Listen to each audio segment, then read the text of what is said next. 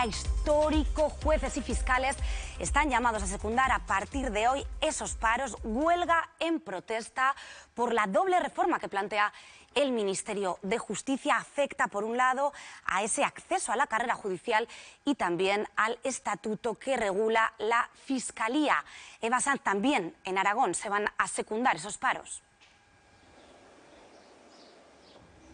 Sí, aquí en Aragón se espera que esa huelga sea secundada por buena parte de los jueces y fiscales que hay en nuestra comunidad, que protestan en contra de esas dos reformas legislativas que comentamos. Y para conocer más detalles sobre esta huelga nos acompaña a esta hora Eduardo López, portavoz aquí en Aragón de la Asociación Francisco de Vitoria. Buenos días. Buenos días. Bueno, Eduardo, vamos a comenzar explicando cuáles son esas dos reformas que no contentan a buena parte de los jueces y fiscales. Bien, se trata de un proyecto de ley para la reforma de la Ley Orgánica del Poder Judicial y también para la reforma del Estatuto Orgánico del Ministerio Fiscal. El motivo por el que estamos en contra de la aprobación de esta reforma y pedimos su retirada o cuando menos su sustancial modificación, pues es porque entendemos que pone en grave riesgo la independencia judicial y que puede en un momento dado suponer una pérdida en la calidad democrática de nuestro Estado de Derecho. Desde el Gobierno se considera que esas reformas sí son medidas imprescindibles para avanzar hacia la modernización de la justicia. ¿Cuál sería vuestra perspectiva? ¿Por dónde pasaría para vosotros esas medidas necesarias? Nosotros consideramos que la modernización de la Administración de Justicia y del Poder Judicial siempre ha sido el incremento de los recursos personales y materiales para poder ejercitar la jurisdicción de una manera digna y poder darle al ciudadano el servicio público que merece.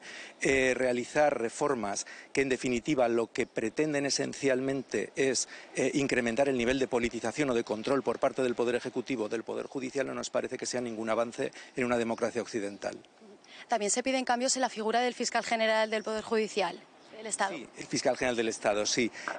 Bueno, lo que nosotros defendemos o contra lo que protestamos es contra la pretensión en este momento de gran agitación, porque es innegable, de gran agitación política que vivimos en nuestro país, se está pretendiendo hacer una reforma de calado de la ley de enjuiciamiento criminal para dotar al Ministerio Fiscal de mayores facultades instructoras y ello sin modificar o sin reformar el procedimiento de elección y las propias competencias del fiscal general del Estado. Nosotros lo que consideramos es que esto solo puede realizarse con una fiscalía que sea verdaderamente autónoma e independiente y que pueda ejercitar su función en defensa estricta de la legalidad con independencia de quien gobierne.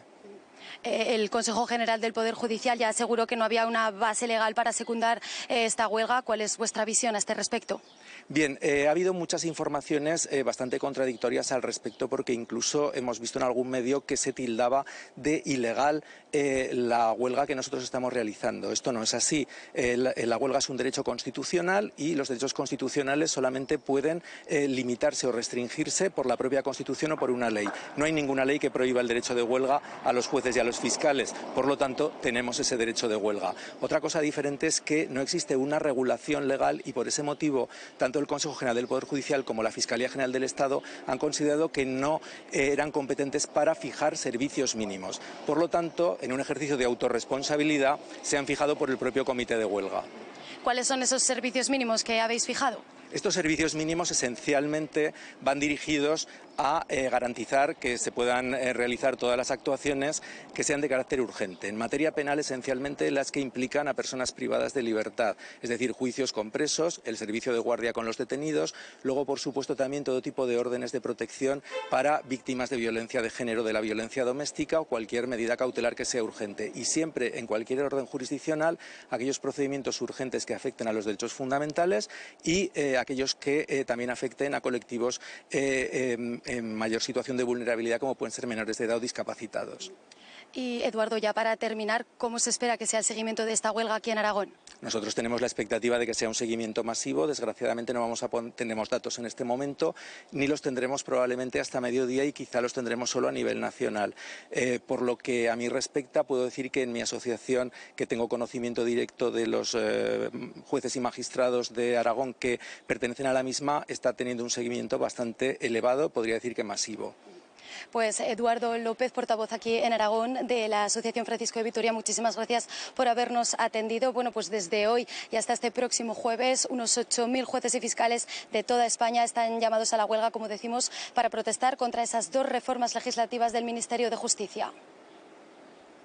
Gracias, Eva. Bueno, pues escuchábamos al portavoz de una de esas asociaciones de magistrados, de las 5 asociaciones de magistrados progresistas, conservadoras, de corte conservador, que secundan esta huelga, que apoyan esta huelga, y otras 2 asociaciones de magistrados de corte más progresista que en principio no se sumaban a ella. De todas maneras, parece que el seguimiento podría ser muy amplio, Antonio. Eso parece. Estamos viendo cosas que antes eran inimaginables, ¿no? Los jueces en huelga, los fiscales en huelga. Si el gobierno quiere, si Bolaños, Sánchez quieren reformar la justicia y hacerla más dinámica, más moderna, más eficiente para quienes trabajan ahí, pues solo tienen que dotarles de medios, de nuevos juzgados, de más empleados. Cualquier persona que haya pasado por un juzgado ha visto que no son las mejores condiciones para trabajar. Cualquier persona que tenga un pleito, esté cerca de él, sabe que tarda mucho la justicia en España, y si tarda mucho no es justicia. Pero esta ley no va por ahí. Esta ley va en un momento en el que está acorralado el presidente del gobierno o su entorno, hasta el punto de que su mano derecha acaba de entrar en la cárcel. Se quiere cambiar una ley para que sean los fiscales, que dependen del fiscal general del Estado, que depende del presidente del gobierno, los que instruyan las causas, que sean juez y parte a la vez, que instruyan, que investiguen, dependiendo del gobierno, justo ahora que tiene causas tan cerca a Pedro Sánchez como en su esposa o en su hermano, o en sus 2 últimas manos derechas, o en el propio fiscal general del Estado. Cuando menos no es el momento, cuando menos. Y seguro no era un plan que tuviese, un proyecto que tuviese el Partido Socialista antes de las elecciones. Asistimos a 2 mensajes contradictorios según a quien escuchemos, porque si escuchamos a Bolaños, escuchamos al gobierno, habla de que estas modificaciones despolitizan a jueces y fiscales. Sin embargo, escuchábamos al portavoz de esta asociación, y es la postura de estas asociaciones conservadoras, hablar de que genera todo lo contrario, de que genera un mayor control por parte del partido que esté en el gobierno. Mónica. Hombre, a ver, yo, para empezar, coincido con Antonio, creo que este no es el momento para tratar de analizar un tema así, ¿no? Con toda la que está cayendo y con todos los casos judiciales que rodean ahora mismo al presidente y al gobierno.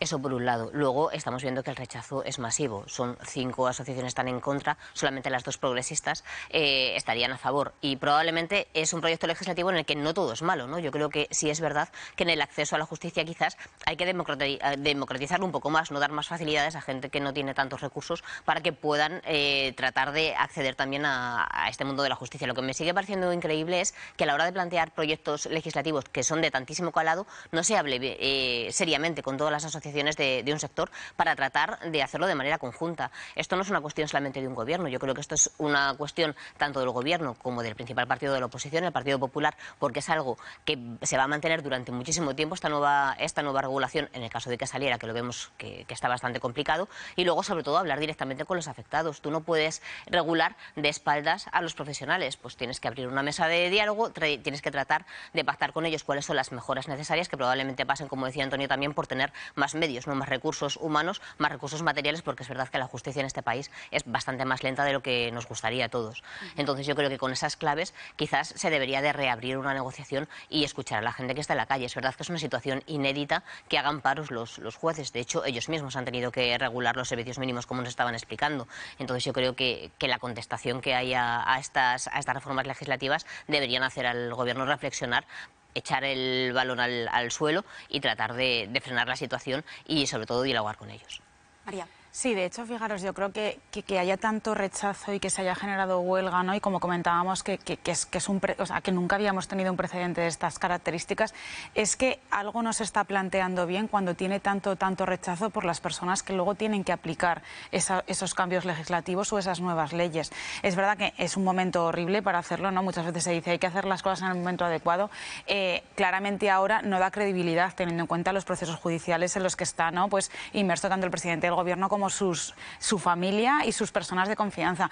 Entonces, en cualquier caso, también este tipo de cambios ahora, en estos momentos lo que generan son desconfianza, parece que tienen a lo mejor un interés más personalista y no tanto interés por país. Entonces, para empezar, no es el momento. Luego, hay que revisar, como bien estoy totalmente de acuerdo, en que hay que tomar a las partes, sobre todo en cambios que luego les van a afectar durante tantos años. Esto no es un cambio que hagas durante un año, no. Normalmente los cambios legislativos se pretende que sean para muchísimos años. Entonces, Entonces, si todos los profesionales que tienen que trabajar en ello, que además sufren las consecuencias de este tipo de reformas, no están de acuerdo, está claro que hay que volver a reformular la base de estos cambios que se están proponiendo, porque esto no está funcionando. Sí que es cierto que la justicia es muy lenta y que claramente hay que dotar de más recursos, más que nada por lo que hablábamos de que pueda acceder gente con a lo mejor menos posibilidades económicas, porque si tú, por ejemplo, o con menos posibilidades, si tú te planteas que un juicio son entre resoluciones, alegaciones, o sea, que tu conflicto no es hasta dentro de 2 años, 5 años, muchas veces solamente pueden meterse gente que tenga mucho pulmón económico y que sea capaz de aguantar un proceso judicial y que pueda pagar a las personas encargadas de llevarlo a cabo. Entonces, está bien que se dote de recursos para que la justicia sea ágil y sobre todo también porque si la justicia no es ágil, al final, sin ser alarmista, da un mensaje a los malos de, oye, puedes hacerlo porque total, entre que te juzgan, no te juzgan, casi que ha prescrito. Entonces también, si fuese la justicia más rápida y las personas pudieran ver más el hecho y la consecuencia de sus actos, ¿no?, en un momento dado, pues también yo creo que disuade a no cumplir la ley. Se pone también sobre la mesa esa figura de los jueces sustitutos. Reconocen todas las asociaciones que existe un problema, pero no están de acuerdo en la forma en la que esas personas podrían acceder, digamos, por un atajo, ¿no? Con ese acortamiento de los plazos, con 5 años habiendo ejercido esa función, a la categoría de juez, cuando otros han dedicado hasta 10 años de su vida, ¿no?, a través de ese cuarto turno. Claro, sí, es que es un coladero para la sensación de que, la sensación no, el proyecto es controlar la justicia desde el Poder Ejecutivo, en este caso, desde el Partido Socialista. Igual que se controla ya el Tribunal Constitucional, se controla los órganos de gobierno de la justicia, controlar también el acceso a la judicatura. Un juez, al final, es un poder del Estado en sí mismo. Cada juez ejerce el poder del Estado y lo es siempre. Si uno controla el acceso a los jueces y controla cómo trabajan los jueces, tiene bastante más fácil poder controlar ese poder, que es el único que de momento se le está resistiendo un poco al Partido Socialista. Tiene controlado el Congreso de los Diputados, vamos a ver qué pasa con la quizá moción de censura, tiene controladísimo el Gobierno. Ese es el que se le está resistiendo y es por donde van los problemas. Sánchez parece que la única manera que ha encontrado para parar esta hecatombe es cambiar quiénes son los jueces y cómo trabajan los jueces, que ya es la última estación antes de... Bueno, eso ya entra dentro de la tiranía. Es la última estación de las posibilidades que tiene Pedro Sánchez.